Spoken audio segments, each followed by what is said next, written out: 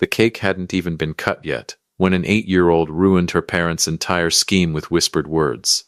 "Grandpa, my parents will take your money after the party today. Don't sign anything." I almost dropped my lemonade. Her name is Iris. She's got Joanne's eyes, that same sharp, knowing look my wife gives me when I'm about to do something stupid. And she'd tugged on my sleeve in the middle of my own 72nd birthday party, like she was defusing a bomb. "What did you say, sweetheart?" She glanced over her shoulder toward the patio, where her mother was laughing too loud at something her father said, the way people laugh when they're performing happiness instead of feeling it. "Mom and Dad have papers," Iris said. "In the car. Mr. Bennett's coming after cake. They said you're going to sign your house over because you're getting confused. I heard them practicing what to say to you." Welcome back to Dad's Sweet Revenge. Grab your snacks, get comfortable, and remember, every villain in these stories thought they were the smartest person in the room. They were not. Subscribe, so you never miss a story. I want you to understand something about me before I go any further. I'm Charles Whitaker, 72 years old, 40 years running a small architectural firm in Philadelphia before I sold it, and retired with a modest, comfortable nest egg. Not a fortune, but enough to make a man's children start doing math in their heads when he turns 70. I built houses. I built additions, sunrooms, 3-season porches for half this neighborhood. I am not, and never have been, confused. But here's the thing about getting older that nobody warns you about. People start deciding for you what you are. And once your own son and his wife decide you're getting confused, that label sticks to everything you say afterward, like flypaper. "Are you sure, Iris?" She nodded, solemn as a judge. "I'm not lying, Grandpa. I heard them in the kitchen. Mom said, he won't even remember signing it by next week. And Dad said, just get him to do it before Aunt Rachel shows up and starts asking questions." I felt something cold drop straight through my chest and land somewhere around my shoes. Because that detail, before Rachel shows up, that was the part that told me this wasn't a misunderstanding. That was the part that told me my own son Chandler and his wife Melody had timed this, planned it, built a script around it. I didn't know it yet, but that whisper from an 8-year-old was about to be the most honest thing said at my birthday party all day. Let me back up, because you need the full picture before you understand what I did next. 6 months earlier, Joanne and I sat down with Chandler and Melody for what they called a family planning conversation. Real warm phrase. That one. Sounds like something you'd hear on a calming meditation app, not something you'd hear right before your son starts talking about your estate like you're already dead.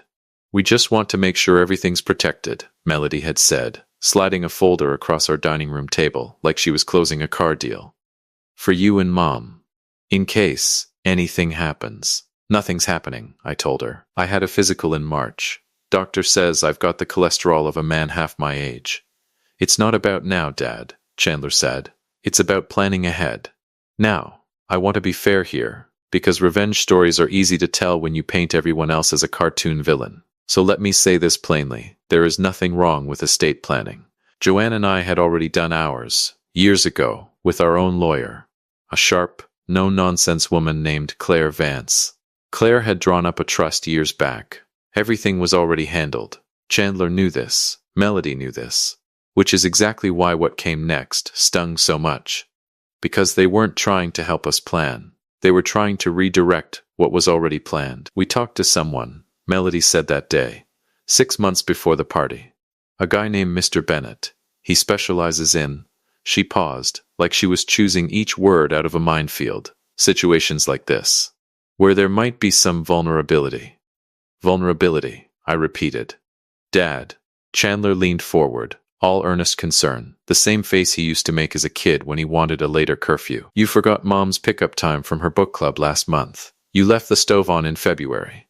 We're not saying we just want a second set of eyes on the finances. That's all. I had left the stove on once. One time. I was 71 years old and I'd put a kettle on and gotten absorbed in a phone call with an old client about a roof pitch. And yes, the kettle had screamed itself dry before Joanne caught it. That was the entire body of evidence. One kettle. Joanne, beside me, had gone very quiet. I should have paid more attention to that silence. Joanne's quiet is never empty. It's loaded. "We'll think about it," I said. "There's no rush," Melody said sweetly. Too sweetly. We just think it'd be good to have Mr. Bennett at your birthday party. Casual. Low pressure. Just a chat. I should have smelled it then. A lawyer invited to a birthday party. Low pressure. People don't bring estate attorneys to balloon and cake events unless they're planning an ambush dressed up as a coincidence. But I let it go. Because that's what you do with your children. Even when they're 41 years old and pulling something shady. You give them the benefit of the doubt one more time than they've earned. Because some stubborn part of you still sees them as the kid who used to fall asleep on your shoulder during long car rides. That stubborn part of me was about to get a very expensive education. The day of the party, our backyard in Philadelphia looked like a Pinterest board had thrown up on it. White balloon arch, a banner that said Happy 72 ND, fold-out tables groaning under deviled eggs and a sheet cake the size of a manhole cover. Joanne had been up since 6 arranging centerpiece decorations. My daughter Rachel, God love her, the one child I never had to worry about scheming against me, was running late from D.C. because of a flight delay, which, in hindsight, might have been the only thing standing between me and total financial ruin. Cole, Rachel's husband, had texted that morning. Running behind, traffic from the airport is brutal. Tell Charles happy birthday. We'll be there by 3 o'clock. I checked my watch. It was 1:40. And at 1:40, Iris had pulled on my sleeve. I want to be honest about what went through my head in that moment. Standing in my own backyard with a paper plate of potato salad in one hand, and my granddaughter's small, urgent fingers wrapped around my wrist. Part of me wanted to march straight over to Chandler and Melody and demand an explanation right then and there. Part of me wanted to believe Iris had misheard, that 8-year-olds get things twisted, that maybe they were talking about something else entirely. A surprise trip, a new car, anything but what she was describing. But then I looked toward the driveway. There was a car I didn't recognize. Tan sedan, parked at an angle like whoever drove it hadn't bothered to care how it looked. And standing beside it, checking his phone, was a man in a gray suit that cost more than my first car. He didn't belong at a backyard birthday party with paper plates and a Bluetooth speaker playing Sinatra.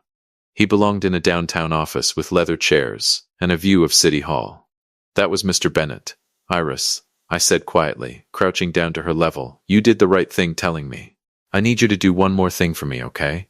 I need you to keep playing, keep eating cake, and not say anything to your parents about what you told me. Can you do that? She nodded, eyes wide, like we were now co-conspirators in something serious. Which, as it turns out, we were. Am I in trouble? She whispered.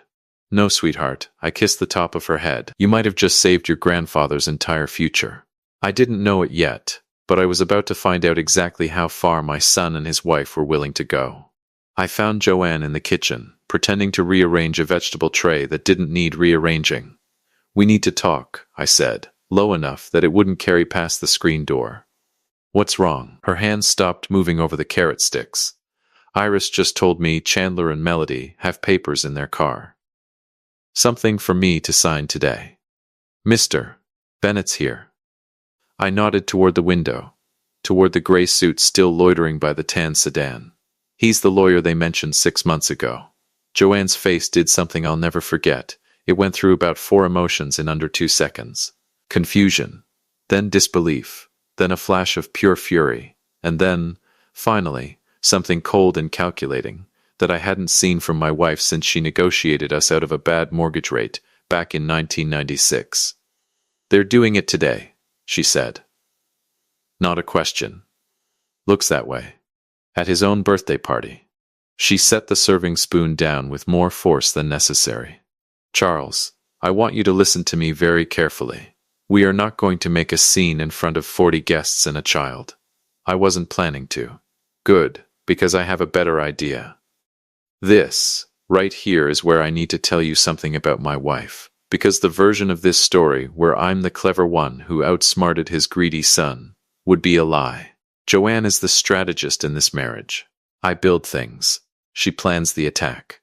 46 years of marriage, and I've learned that when Joanne gets that particular glint in her eye, the smartest thing I can do is shut up and follow her lead.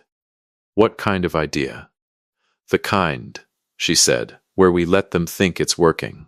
Here's what we did next, and I want to walk you through it step by step. because the beauty of it is in the details. First, I went outside and found Chandler near the drink cooler, nursing a beer he clearly wasn't enjoying, the kind of beer a guy drinks when he's nervous and needs something to do with his hands. "Hey, Dad." He startled slightly when I approached. Guilty conscience does that to a man. "Good party, huh? Your mother outdid herself." I clapped him on the shoulder, the same way I'd clapped him on the shoulder at his Little League games, at his college graduation, at his wedding. The same hand. A very different intention underneath it now. "Listen, I noticed Mr. Bennett's here. Joanne mentioned you two wanted to chat about some paperwork." I watched his face for the lie. It came fast. Smooth. Rehearsed. Yeah. Just nothing big. We figured since everyone's here, maybe after cake we could go over a few things. Update some documents. Keep everything current. You know how it is. "Sure," I said. "Sounds reasonable. I want you to notice that word. Reasonable." I said it like a man walking calmly into a trap, because that's exactly what I needed him to believe I was doing. "We'll do cake," I continued. "Then I'll meet you and Bennett in the study. Sound good?" Relief flickered across his face so plainly it would have been almost funny if it weren't so disgusting. "Sounds great, Dad. Really, we just want to make sure you and Mom are taken care of." "Of course you do," I said, and walked away before my voice could betray me. The second thing I did was call Rachel. I slipped into the privacy of the side garage so I wouldn't be seen making intense phone calls in the yard. She picked up on the second ring, airport noise roaring behind her. "Dad." "Hey, we're boarding now, should be there by 3 like Cole said." "Rachel, listen to me. I need you to do something. When Melody comes to get me for that meeting after the cake, I want you and Cole to slip into the house right behind us. Can you record video on your phone the second you walk into that study?" Something in my tone must have cut through the airport chaos, because her voice sharpened instantly. "What's going on?" I told her.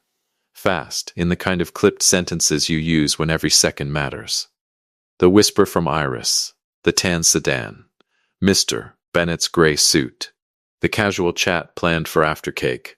There was a long pause on the line, long enough that I thought we'd lost connection. "Dad," Rachel finally said, "I am going to murder my brother. Get in line. But I need you here, not in prison. Keep that camera ready. Count on it." The third thing I did, and this is the part Joanne is most proud of, even now, was call our actual attorney, Claire Vance, the one who'd drawn up our real trust years ago, the one with decades of trust between us, the one who knew exactly how Chandler and Melody had been sniffing around our finances for the better part of a year. "Charles," she said, "tell me you're not actually considering signing anything today. Not a chance. I need you to do something for me instead." I laid out the plan, Joanne's plan, mostly, with my fingerprints on the execution. Claire listened without interrupting, which is one of the many reasons we've kept her on retainer for 2 decades. "You understand," she said carefully, "that what you're describing could constitute elder financial exploitation, depending on what's actually in those documents. If Bennett is who I think he is, who do you think he is? There's a Bennett who works the mainline circuit, specializes in simplified guardianship transfers. Predatory stuff, dressed up in nice paperwork. If that's your guy, Charles, this is serious. This isn't a misunderstanding between you and your son. This is a calculated attempt to take your assets while you're still alive to feel the loss." The backyard music kept playing through the kitchen window. Somewhere out there my grandchildren were chasing each other around the balloon arch, completely unaware that their grandfather's entire financial future was being negotiated in whispers over carrot sticks. "Send me everything you need digitally," Claire said. "And Charles, don't sign one single thing today, not even a birthday card, if Bennett's holding the pen." By the time 3 o'clock rolled around, the backyard was full. Neighbors, old colleagues from the architecture firm, Joanne's sister and her husband, a scattering of Iris's school friends running through the grass with sticky cake fingers. Rachel and Cole arrived at 3:05, breathless. Rachel's eyes finding mine across the yard with a look that said, "I know everything. I'm ready." I hugged her tight, longer than usual. "Where is he?" She murmured into my ear. "Study, 20 minutes. She squeezed my hand once, hard, then let go, and put on the warm, easy smile she always wore for family gatherings. But today, that smile was a mask, hiding a phone waiting in her jacket pocket. We did the cake. We did the candles. I blew them out in one breath, which got an obligatory round of applause, and Joanne squeezed my hand under the table in a way that said, "I'm proud of you, and also, we are about to ruin our son's entire week." Iris sat beside me through the whole thing, unusually quiet, watching her parents with the careful, watchful eyes of a kid who knows more than the adults think she does. At one point she leaned over and whispered, "Are you going to sign it?" "No, sweetheart," I whispered back. "I'm going to do something a lot more interesting." At 3:35, Melody appeared at my elbow with that same too-sweet smile from 6 months ago. "Charles, when you get a free minute, Chandler and Mr. Bennett are ready in the study. Just a few quick things to go over." "Of course," I said. "Lead the way." I caught Joanne's eye across the yard. She gave me the smallest nod, the kind of nod that meant, "I've got my phone ready. Rachel's got hers ready. Go." The study still smelled faintly of the cedar bookshelves I'd built myself 30 years ago, back when Chandler was a toddler crawling between the legs of my drafting table. There was something almost obscene about doing this here, in the room where I used to read him bedtime stories on the daybed in the corner, where his crayon drawings were still tucked in a box on the top shelf if you knew where to look. "Mr. Bennett stood when I entered, extending a manicured hand. "Mr. Whitaker, happy birthday. I won't take much of your time. Appreciate that." I shook his hand, noted the firm, practiced grip of a man who'd shaken 1,000 hands belonging to people he was about to take advantage of. "What have we got here?" He slid a folder across the desk, Chandler's old desk, the desk I'd given him when he moved into his first apartment, and then taken back when he and Melody downsized into a condo 5 years ago. The irony of that particular piece of furniture was not lost on me. "Just some straightforward updates," Bennett said smoothly. "A revised power of attorney, giving Chandler and Melody authority over financial decisions going forward, purely as a precaution, should anything ever happen health-wise. And a transfer document for the property deed, moving it into a joint trust with your son, to simplify things for tax purposes down the line." There it was. Plain as day, dressed up in legal language, designed to make a man's eyes glaze over before he reads the part where he signs away his house. "Simplify things," I repeated.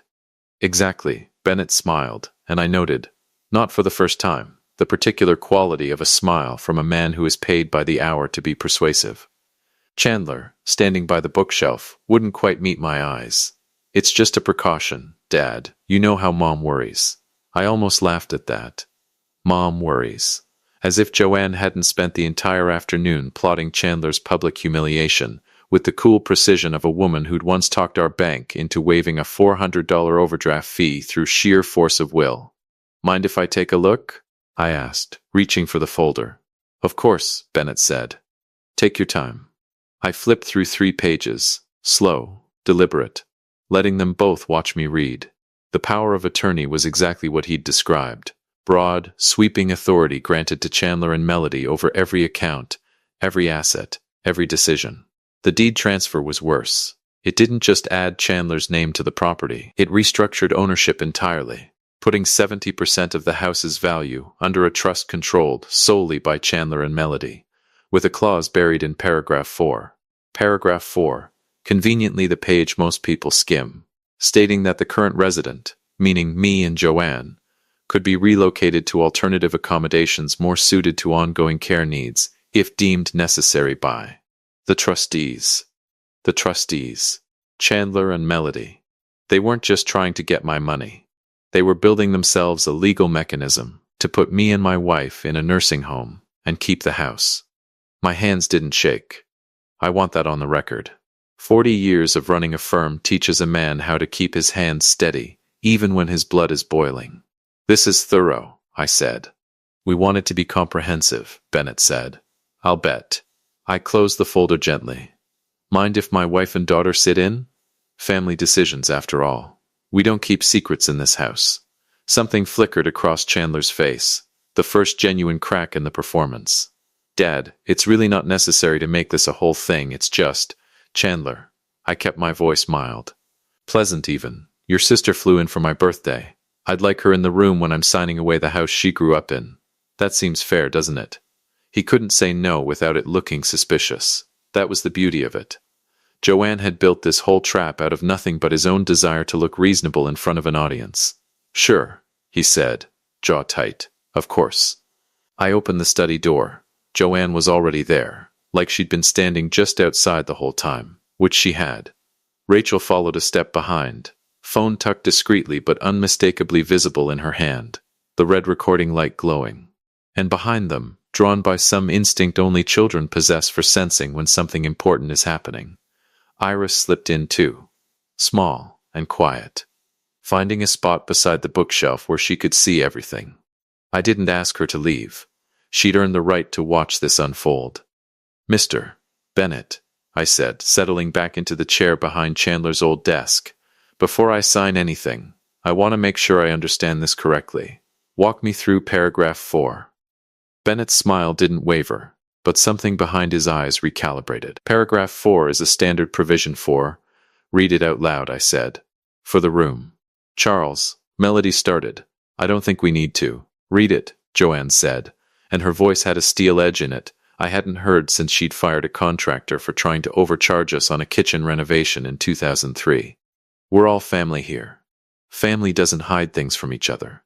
Bennett glanced at Chandler. Chandler said nothing.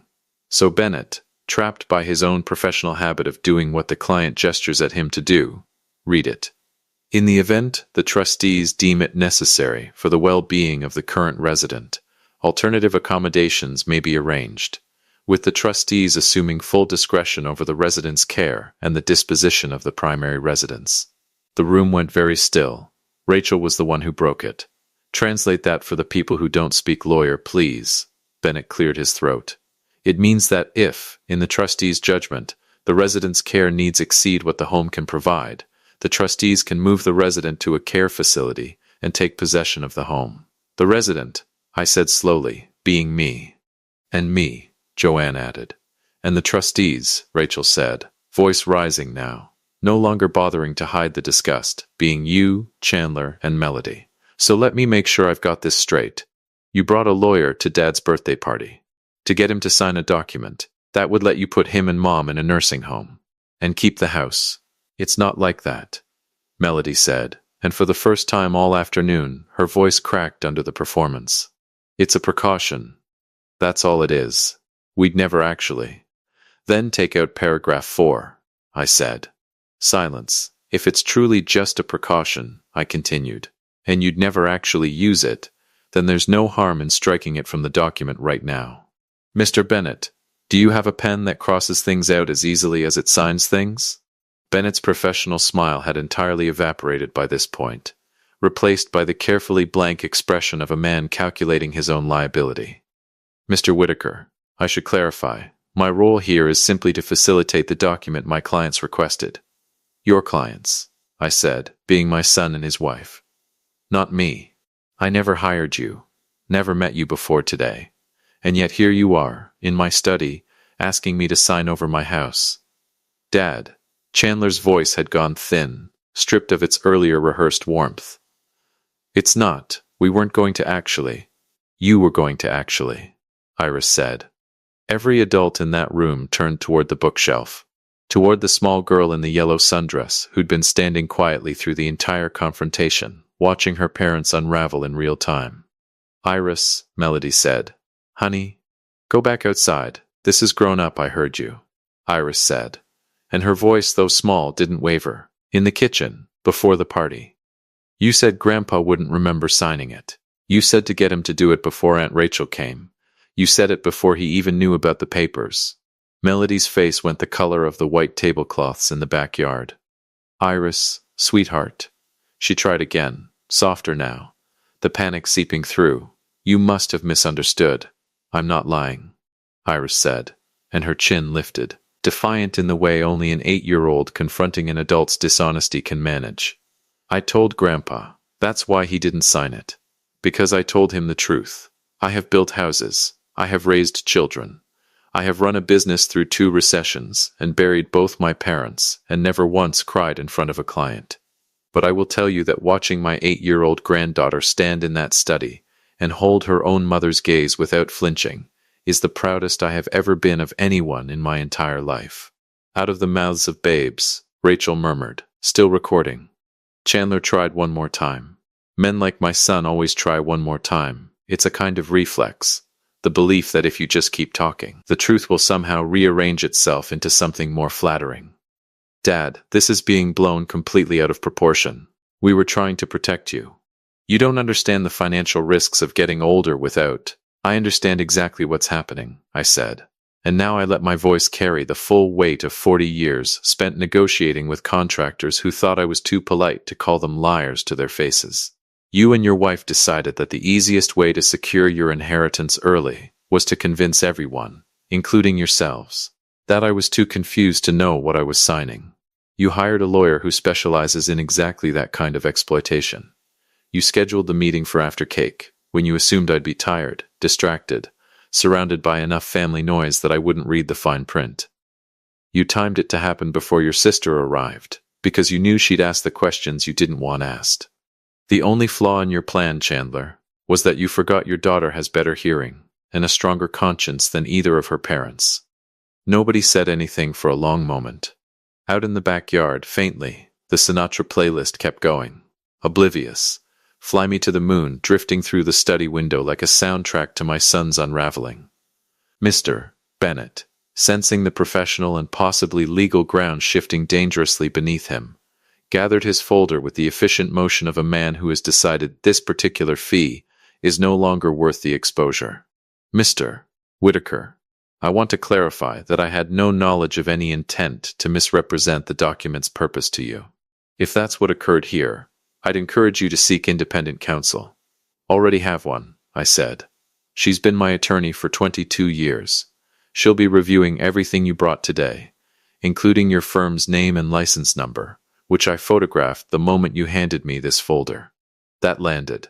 Bennett's composure finally slipped all the way, just for a second, before he reset it.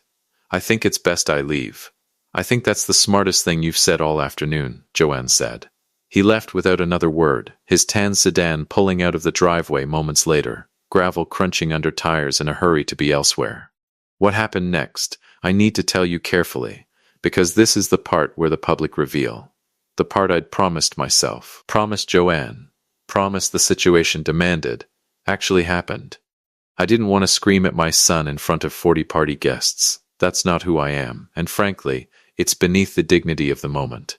But I also wasn't going to let Chandler and Melody walk back out into that backyard, smile for photos, and let everyone believe nothing had happened.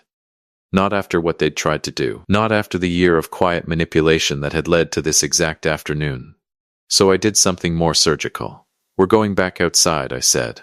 All of us. And we're going to finish my birthday party like a family. Dad. Chandler started. I'm not finished, I said. And something in my tone made even Joanne glance at me with mild surprise, because I rarely raise my voice. But I didn't need volume for this. We're going outside.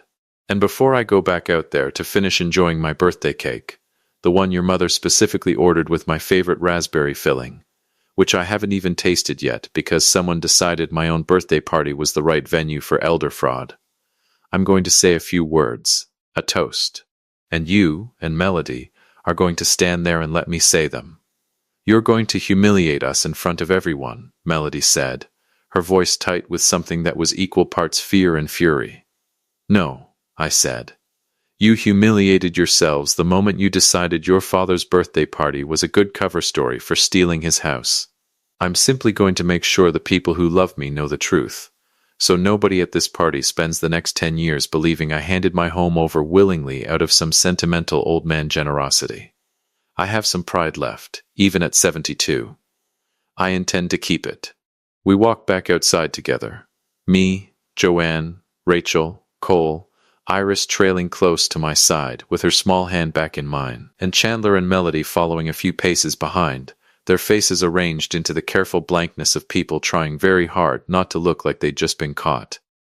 The party noise dimmed slightly as we crossed the lawn, the way a room senses tension before it understands the source of it. Joanne's sister noticed first, gave me a questioning look. I just smiled, the kind of smile that promised nothing was wrong, while also promising something was about to happen. I picked up a fork and tapped it against my lemonade glass. The crowd quieted, gathering attention the way it does at every birthday party in America, expecting a sentimental toast about getting older and grateful hearts and another trip around the sun.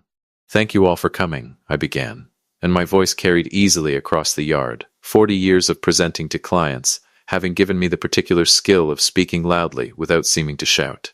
72 years. I never thought I'd make it this far, honestly. My doctor's as surprised as anyone.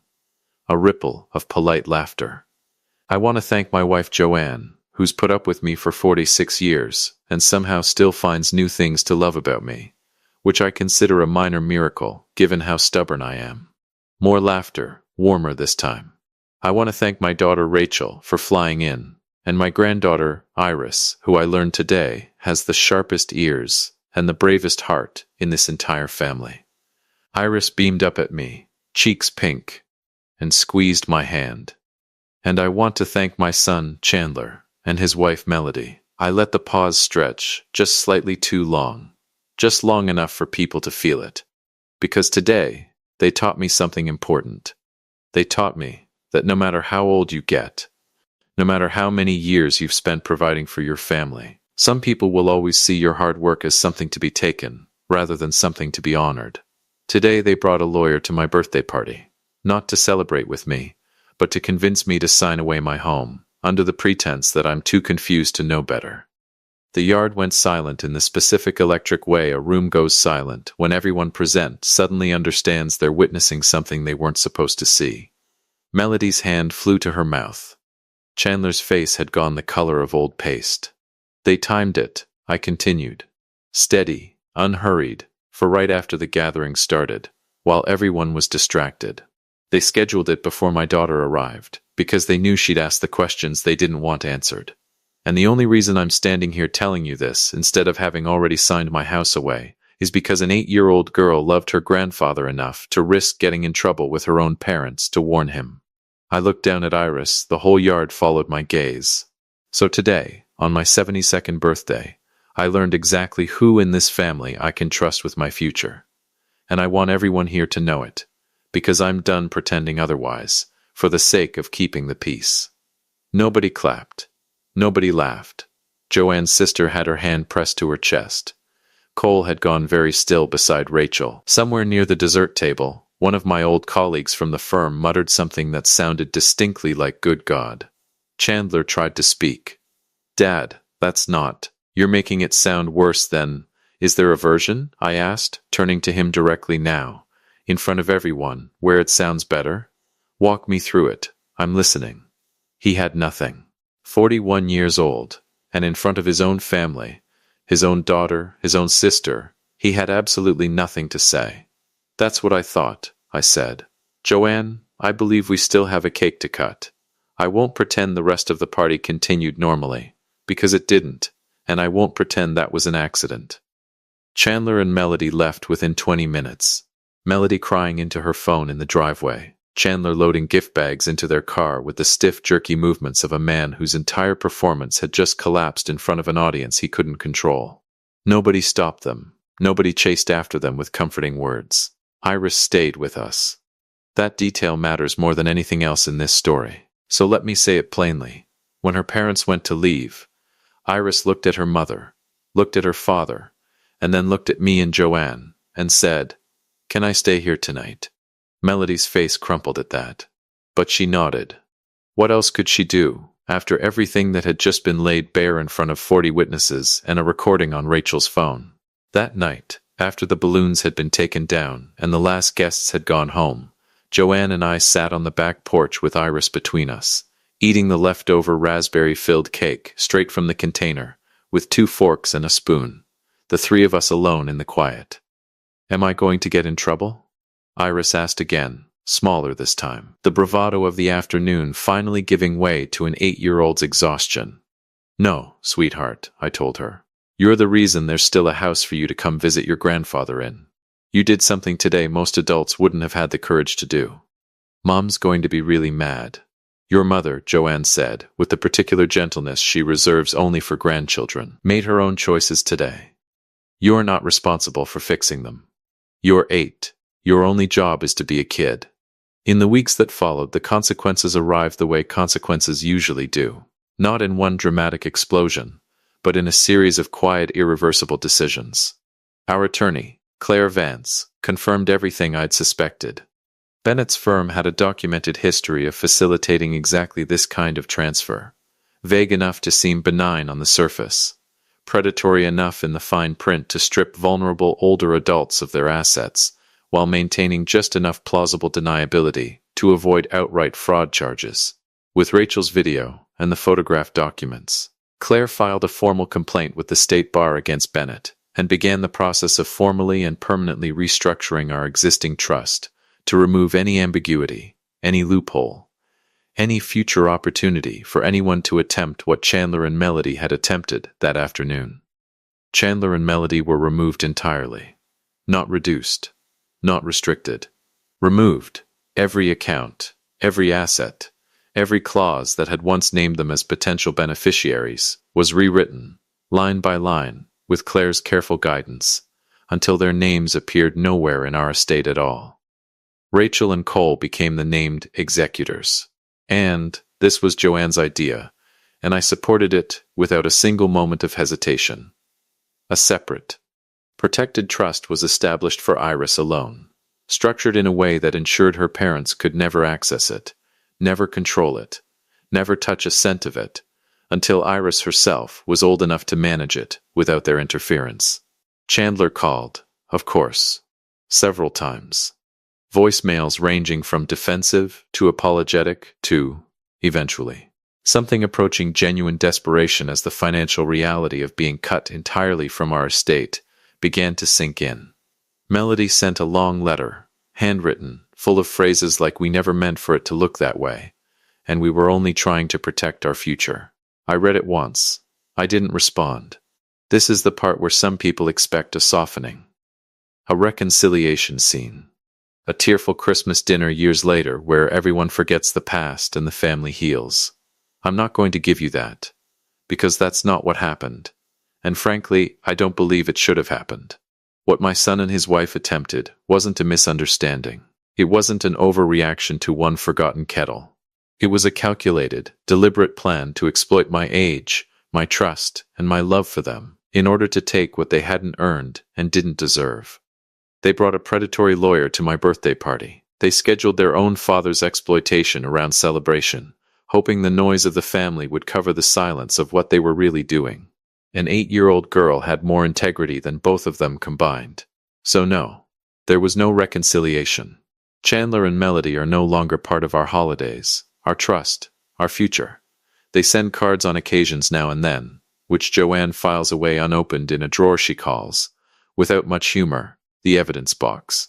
But Iris still comes every other weekend. She helps Joanne in the garden. She sits with me in my study, the same study where her parents once tried to take everything from me, and she draws pictures at the desk her father used to own, and sometimes, when she thinks I'm not paying attention, she looks around that room like she's making sure it's still standing the way it's supposed to. It is. It always will be. Because on my 72nd birthday, while the cake sat half-cut, and the balloons swayed in a backyard breeze, an 8-year-old girl whispered the truth that exposed everything her parents had spent 6 months trying to hide, and gave an old man back the one thing they'd been counting on him, never realizing he was about to lose. His house, his dignity, and, in the end, the truth. If you liked this story, join our community by hitting that like button and subscribing for more real, raw, and family-centered stories.